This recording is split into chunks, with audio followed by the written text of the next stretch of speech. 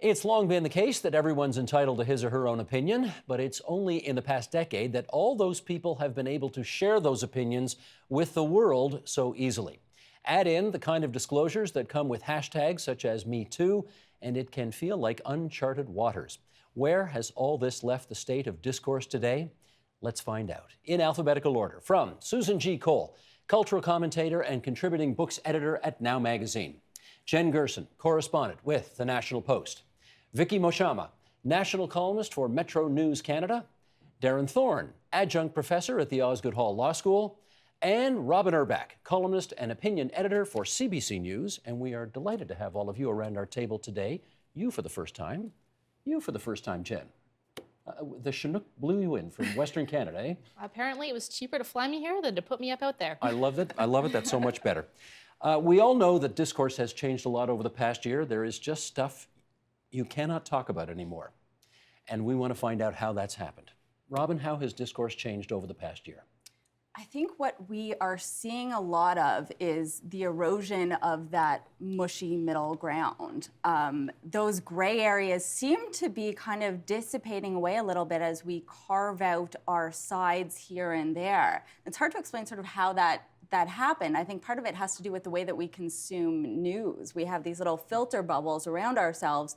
We surround ourselves with people in our personal life and on social media who kind of confirm our pre-existing beliefs. It feels good to put a lukewarm take on Twitter and have 50 people like it. But we're not seeing those dissenting opinions, I think, the way we might have exposed ourselves to in years past. Is part of the reason for that, Jen, that we can't dissent civilly anymore? We've got to we beat each other's brains in on social media when we see something we don't like. Is that part of it? Yeah, but I think that this trend predates social media. I mean, The Economist actually had a fascinating read a couple of weeks ago that showed some very interesting social research that found that tracked the Republicans and Democrats and sort of how their views diverged and converged over time. And I mean, they tracked this over the 60s, the 70s, the 80s, the 90s, and up until the 2000s.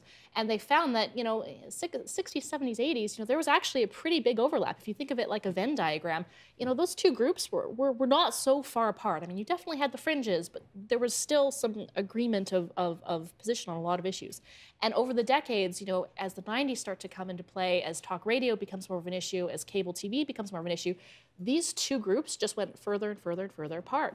And now there's almost no overlap, particularly in the US, between not only what a Democrat and a Republican believes, but even what they hear.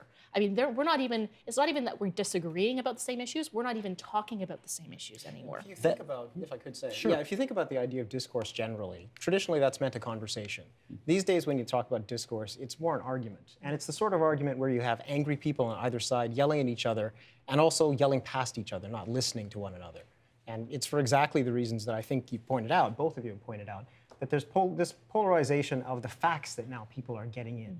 And so it's very easy to retreat into our own kind of enclaves and only listen to people who have the same views as we do. Except that we as Canadians love to think that we're morally superior to Americans who just bathe in their cable TV bile and love very much the way you just described things. Is it that way here too, in Canada? Well, sorry. Go ahead, Vicky. I think there's something to that. I don't think that there's necessarily the tenor and frustration of the conversation here in Canada, but I do think people do sort of self-select into media environments that reflect their particular biases or their particular needs.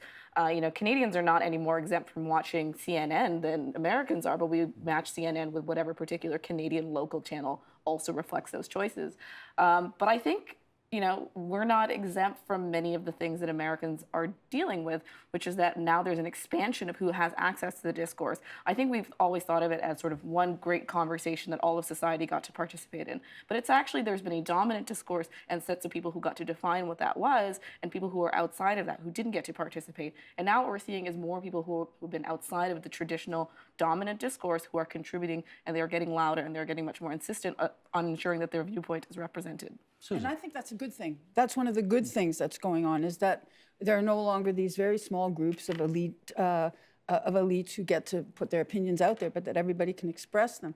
I think there's a couple of difficulties, though. One of them is that unless you express them in extreme terms, you're likely not to get noticed. And that's certainly true for a lot of media who are trying to figure out how to, print media perhaps as well, how to continue to have the influence they want to be having, is that you have to really express things in these really extreme terms to get, I think, the clicks. Let's be clear. And I think that one of the things that's interesting to me is what happens when we make the distinction between polarization and conflict. What's good about what's happening now is that it creates conflict. There's nothing wrong with conflict. Conflict actually gets you to the point where you're actually going to be discussing what you're supposed to be discussing. And that's a good thing.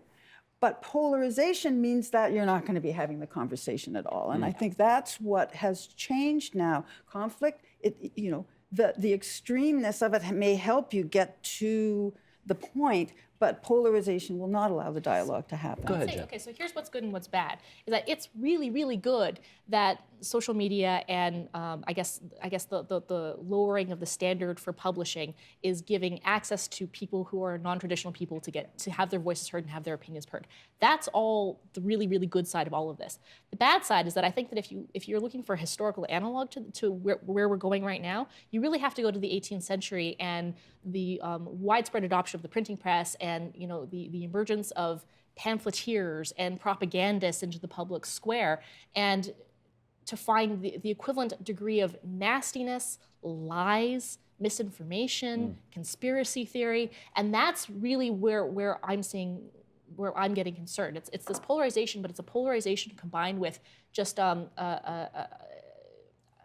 disregard for some basic standards of truth-telling and backing up your position, your opinions with any kind of factual position, with never having to check your opinions against people who disagree with you.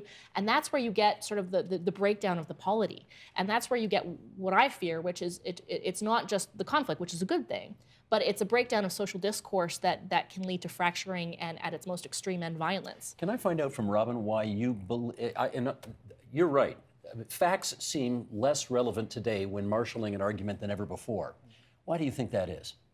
I think just because we have so much information that's available to us right now. And I kind of disagree with Jen's point. I think if we look back even a couple decades, think of the Bill Clinton, Monica Lewinsky affair. There was so much just garbage being thrown around. The difference was that the dominant narrative was still sort of heavily controlled with those power makers. So we still had newspapers and cable news and talk radio and those sorts of things. And we didn't have Joe Schmo on his Twitter account talking about, well, wait a minute, why don't we consider this fact or that fact or, some of the other things that we're not talking about. I think the fact that anybody has a voice, it's great for movements like Me Too, because it transfers the power to people who are once sort of in a marginalized position to those who, everybody's included. Everybody's included. The problem is everybody's included. Right? But I think that's actually beneficial at this moment, because what we're seeing right now is that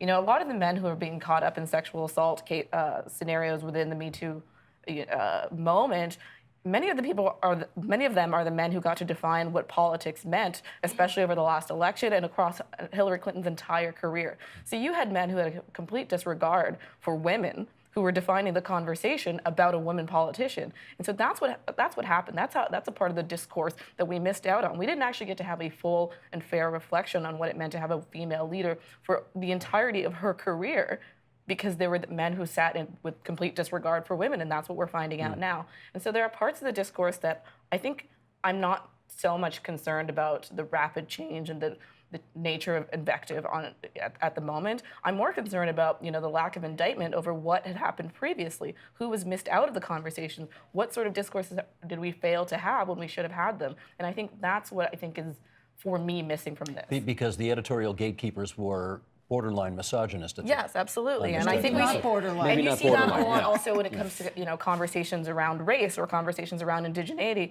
When you peel back the layers, it turns out a lot of these people actually have quite a deep disregard for those populations. But let's go back to Me Too, because I think that's an important point, is that it wasn't just average Joe Schmo or Mrs. Jane Smith who started Me Too. It was Alyssa Milano. It was a famous Hollywood actress. It was actually a black woman named Tarana Burke. Oh, it was? Okay. Well, thank you for informing me. But I mean, I think it was Alyssa Milano who took it into into, this huge explosive thing. So this idea that we're moving into an era where there's going to be no gatekeepers is I think just false. There are going to be gatekeepers. They're just not going to be the same types of gatekeepers we had before. But there's not quite, I think we need to bear in mind that there's not as much of a sharp distinction as we would think in recent years. If you're talking about the large media serving as the gatekeeper, we've seen large media change in recent years. CNN went to, as has been sort of pointed out before, they went to this sort of sports style of examining issues where you put two opposing people on either side of an issue and have them yell at each other, and that became the discourse. Or Fox 8. News, yeah, that's right, or the 16 worse. screens when you can't focus on anyone. Exactly. Or Fox News, for example, which really, I think is safe to say that yes, they may operate as a gatekeeper, but they have a different standard than media organizations that came up before, because they're trying to propagate a particular political point. So the notion that we've now moved from these gatekeepers who were essentially neutral, and we can count on them being neutral, and now that doesn't exist, I think ignores the fact that the mainstream media itself has been changing and moving towards that. So it's not as sharp a distinction as people would think. But I'm interested in Robin's answer when I was kind of inviting you to give an answer that you didn't give, which surprised me a little bit, which is why, when we're marshaling facts for arguments today, and there seems to be so little disregard for making sure that our facts are actually facts, as opposed to just what our opinions may be, not based on fact, I mean, the example for that surely starts at the top, doesn't it? Isn't it because Donald Trump is president, and he doesn't care about facts when he's marshaling arguments, so why should if the president doesn't care, why should the rest of us? But I think that comes afterwards, frankly. I don't think that it's because of Donald Trump that alternative facts exist because of Donald Trump. So but he's that a reflection as opposed to the cause. Yeah, I think that he was very clear when he was using Twitter as his main machine in order to get elected that he was going to control the conversation, and Twitter's a really good way of doing it. We could allow that now that you have more characters allowed in Twitter, that the dialogue has expanded somewhat. But still, the fact that you have to make it in such a condensed form means that you're going to get it in the most explosive kind of way. And the answer to the question, why don't facts matter anymore, it's because they don't have to. I can put, and that's why I take Jen's point, that you can put it all out there without anybody questioning it, or they'll question it, but you can still have the right to put it out there.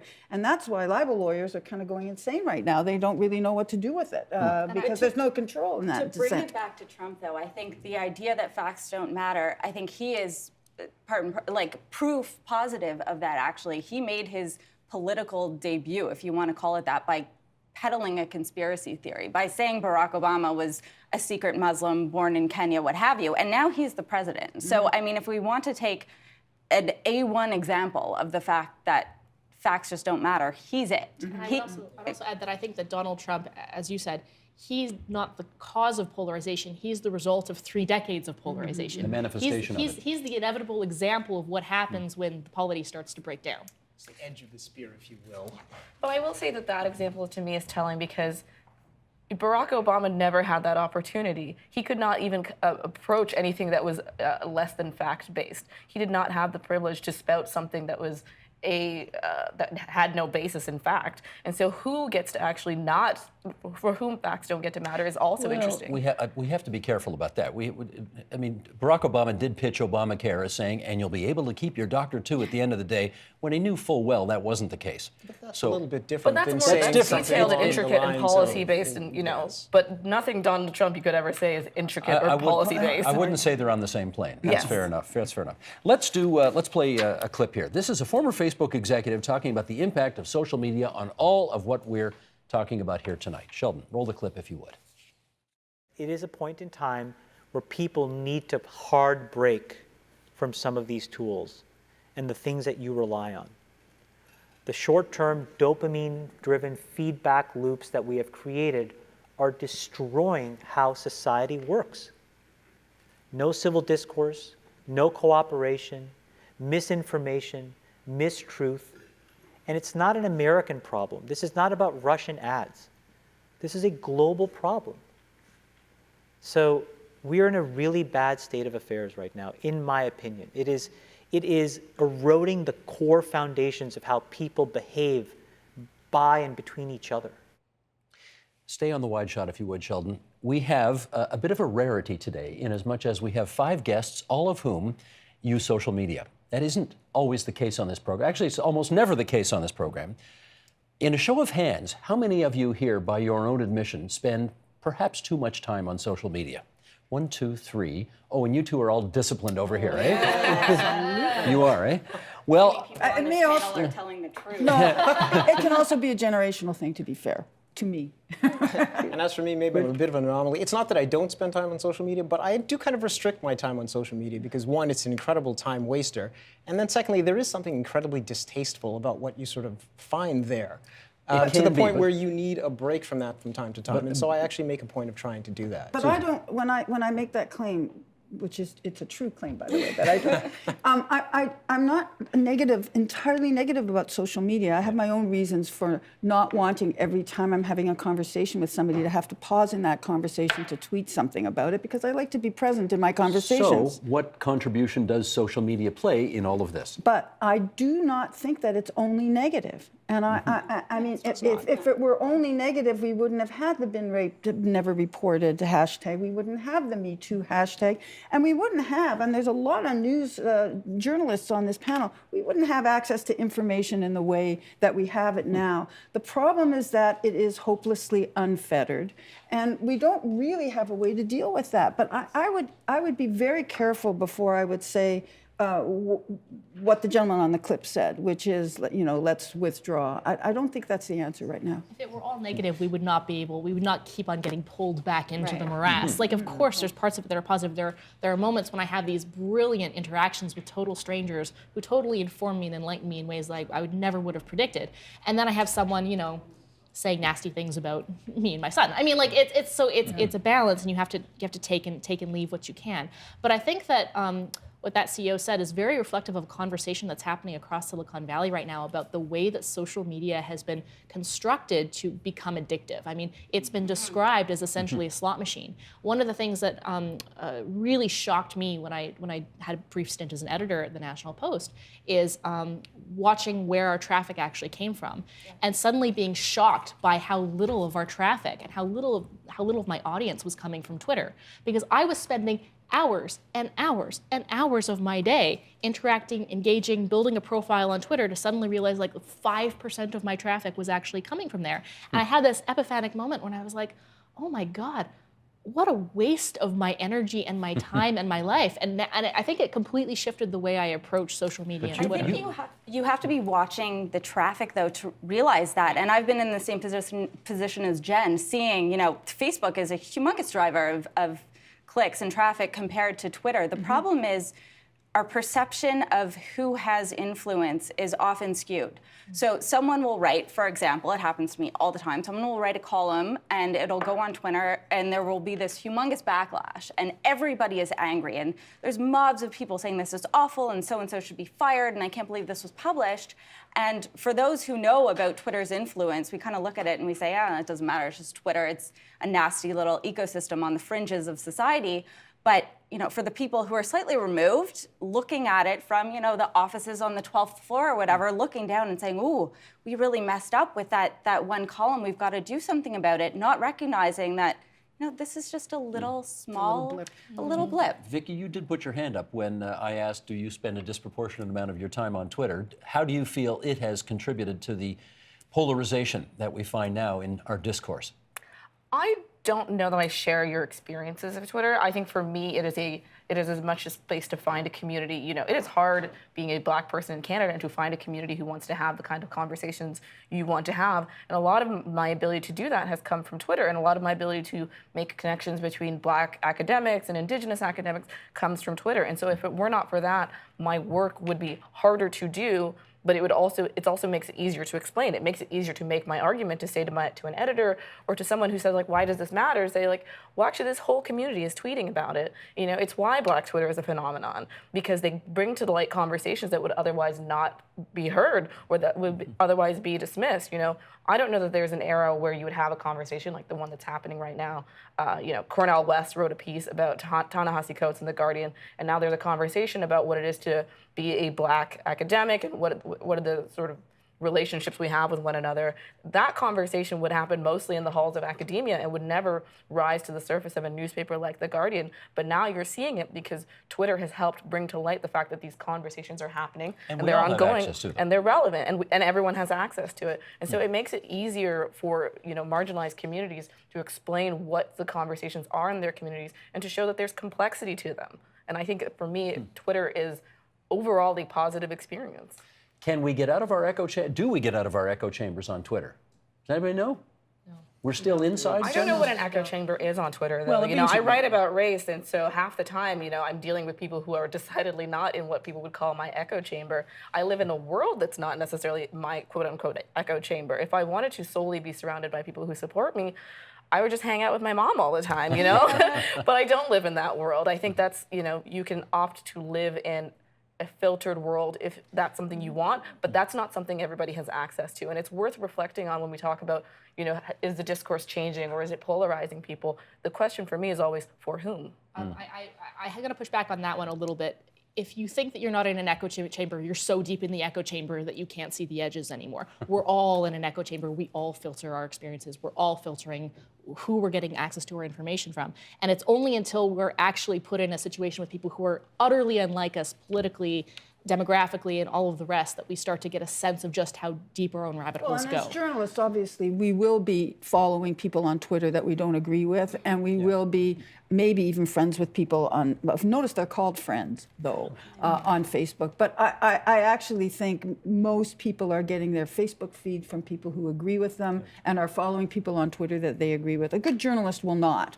But I think the majority are, and I think it's going to be hard to get people out of it because it reinforces their own opinion. They feel really good about themselves. They don't really want to have the conversation. And there are consequences to that, because at the end of the day, if you can filter, and people now do, all of the news, in fact, that they receive, because now it's not just opinion, you really do choose the news that you go to, so you can actually avoid seeing things that you don't want to see. You end up with news that reinforces your own beliefs.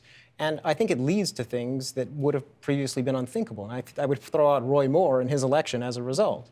Now, granted, he lost the election. I would say, sanity and decency, 49.9%. Roy Moore, 48.4%. This is for the Alabama Senate seat. This is for the Alabama Senate seat. And if you think about that, you have a group of people, rational, reasonable people, who chose essentially, a misogynistic, racist, alleged pedophile over a Democrat. That was their thinking with respect to that, which on some level just doesn't seem to be rational until you realize that it just is because people are filtering what they're actually hearing and they disbelieve charges against it. Or tribe is everything these days. Yes. And the two things, I think, feed on each other. Yeah.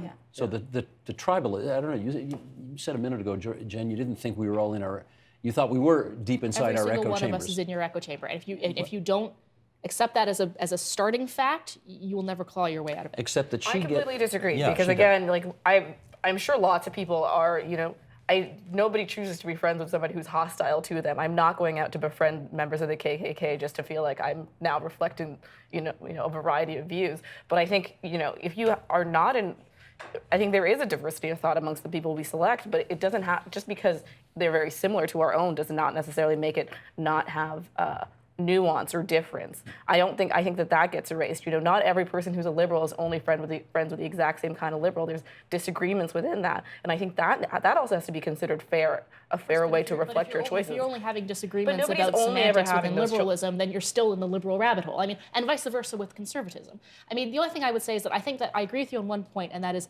Twitter is wonderful at creating community. It's fantastic at creating community, journalistic community for issues that we're talking about or that we're trying to write about. It's a wonderful tool for doing this. But what it's really, really bad at is facilitating debate. Mm-hmm. And the reason why it's terrible at facilitating debate is it goes right back to this issue of click-through.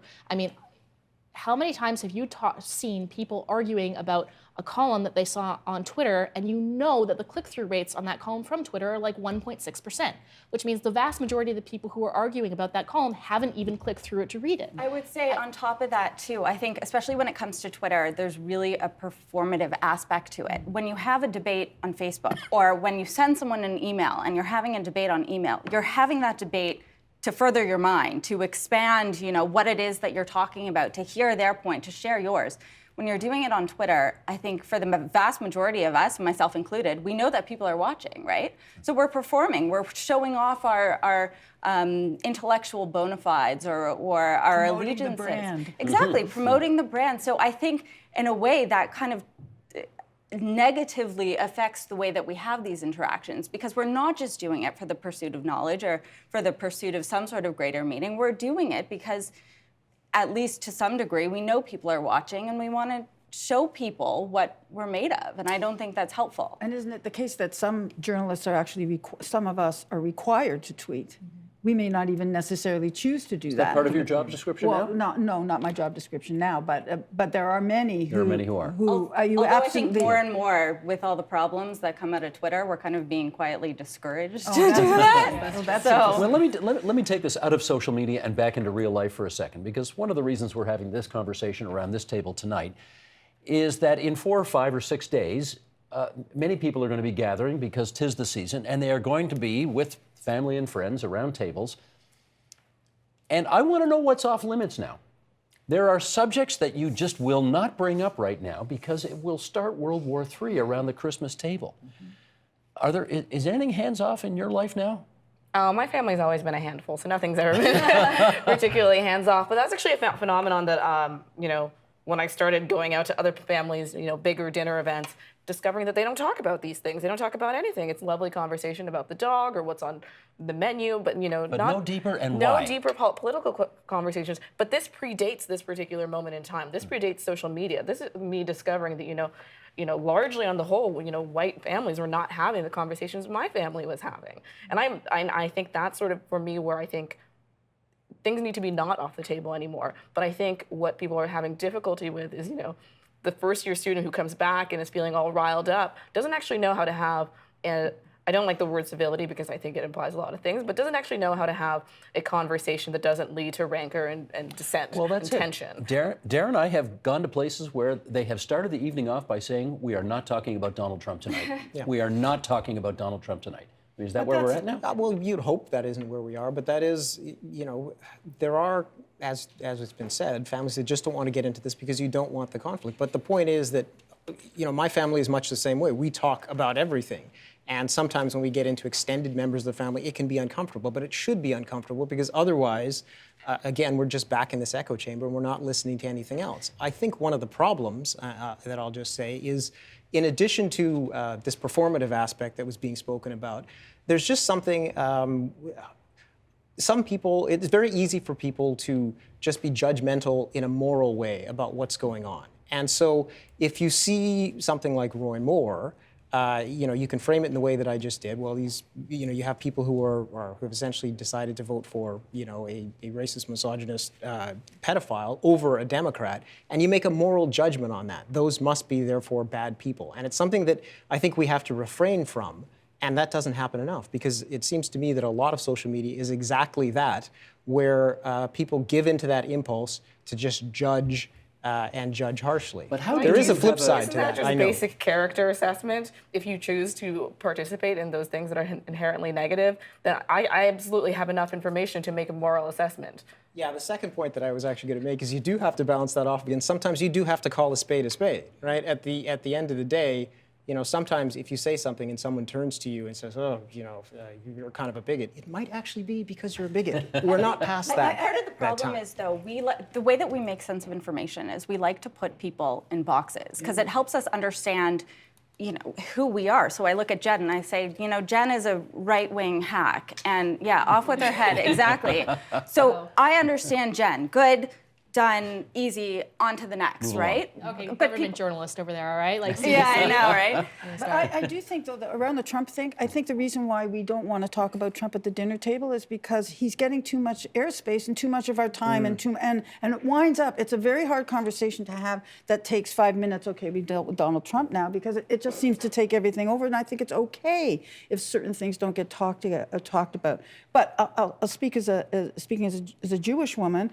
Boy, the Israel-Palestine conversation is not an easy one to have, and often we won't.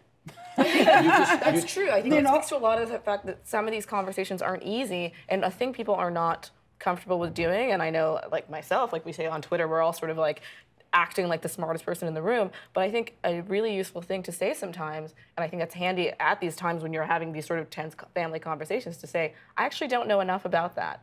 That's And I a think hard that's a word. fair thing to say. No one I says think that here acknowledging over that you dinner. don't know is also a part of participating in the conversation. Saying like, hey, I'll just listen to what you're saying and I might have some questions, is a valid way to be in a conversation. It's a valid way to actually be in the discourse, and I don't think that gets said enough. That space isn't made often enough.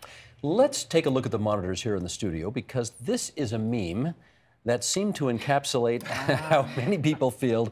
The people said 2016 sucked, good riddance, and 2017 hold my beer. There we go. Okay, start us off on this, Susan G. Is there just way too much cynicism in our world today, which prevents us from having rational conversations around the table at this time of year? I don't think cynicism is the issue. I think that what we began talking about, Steve, is more important, is that people now are more empowered to have their own opinions, to which they're going to stand firm no matter what.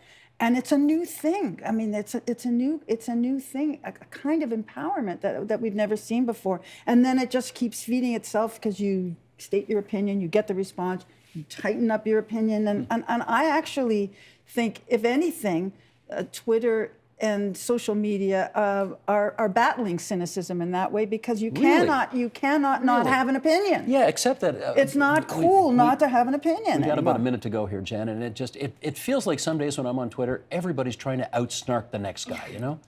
So that's what gets you likes and RTs, right? I mean, I think cynicism is rational. I don't think there's anything fundamentally rational about cynicism. I mean, I think where we run into a unique problem with Twitter, however, is the degree to which now we're essentially outsourcing our validation.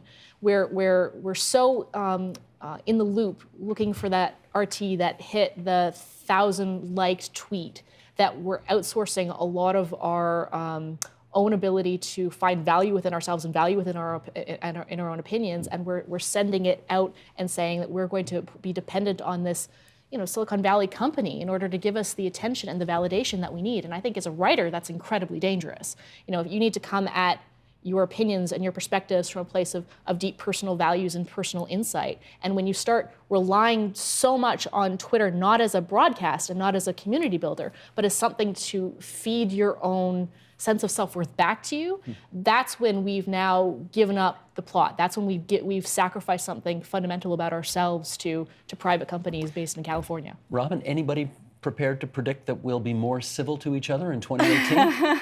I don't know. I mean, I think to Jen's point, she makes a good point about seeking validation on Twitter. I think there's an opposite effect too, which is some people are afraid to say their opinions because of the feedback they might get. And I don't see this sort of resolving itself by the end of the year. This year was particularly extraordinary if you just think of the confluence of all of the objectively sort of bad things that we saw. We saw hurricanes and literal Nazis marching in the street and an actual palpable threat of nuclear war. So it wasn't, one of those bang on great years. Feel good years, right. So I think we'll have to see a plague or something in 2018 to top this one. God forbid. I know. If I could say, I mean, it's a tool like anything else, right? And at the end of the day, it depends on how we use the tool. So there is a bit of a problem in just blaming the tool. And I would also add one thing that we haven't really talked about. If you look at some of the historical sweep of where we are, this doesn't seem to be a particularly good moment. And discourse obviously seems to be polarized and nasty. But, if you compare this to times past, it's been worse before. I mean, this is not the civil rights movement where people were having dogs turned on them and, lynchings were going on with, with not as much societal condemnation as we would want. So we've been in worse places, but certainly in recent times, it does seem that this is as bad as we've been recently. Perspective is a beautiful thing. Well done. Yeah. You want the last word on this? Sure. I would just say that the end of the year is always an arbitrary time to reflect on these things anyways, right? Like 2016 was a bad year too, and 2017 was a bad year. Well, it's just all one continuum of things that seem particularly bad. And for me, I think there's a moral urgency to this time that we're feeling, and a lot of it is the result of Donald Trump, and it's also a result of other movements that are scary and shaky, like Brexit. We don't exactly know where the world at large really is.